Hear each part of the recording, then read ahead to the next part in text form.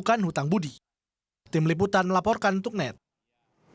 Untuk menyiasati kurangnya subsidi BBM, pemerintahan SBY beri suntikan dana. Sementara PDI Perjuangan masih menggunakan strategi lama untuk mengatasi dampak kenaikan BBM. Pemerintah akan mengalokasikan dana tambahan untuk menambal kekurangan subsidi bahan bakar minyak. Dana senilai 32 triliun rupiah itu berasal dari dana cadangan resiko fiskal, penghematan anggaran kementerian, dan sisa anggaran lebih.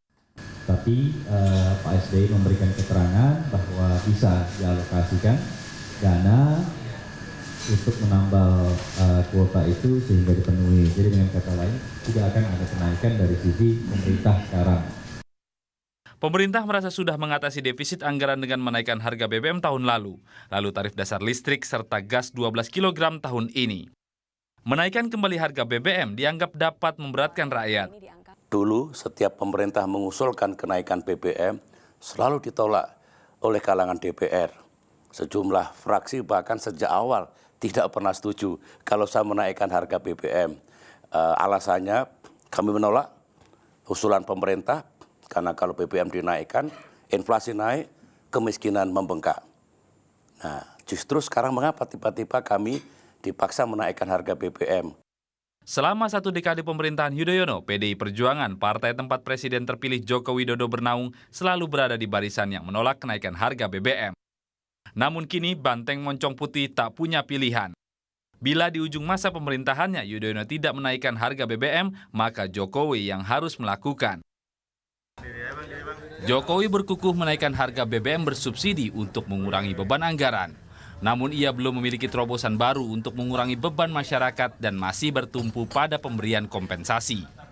Ada berupa insentif ya, mereka yang rakyat kan tidak hanya menambal apa yang menjadi kerugian mereka, kerugian dari disparitas pendapatan dengan belanja mereka, tapi juga diberi rangsangan, stimulus untuk mereka bisa menjadi lebih baik lah.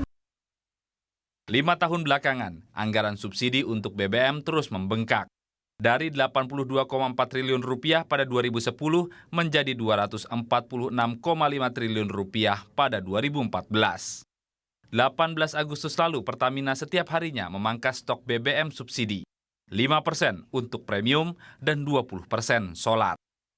Pemangkasan itu dilakukan untuk mencegah overnya kuota BBM subsidi tahun 2014. Akibatnya, antrean mengular pun tampak di sejumlah SPBU. Namun seminggu kemudian, kebijakan pembatasan BBM bersubsidi dicabut. Hal itu cukup ampuh mengatasi kepanikan masyarakat. Namun bila sebelum akhir tahun pasokan BBM bersubsidi melebihi kuota yang ditetapkan APBNP 2014, maka kerugiannya akan dibebankan kepada Pertamina.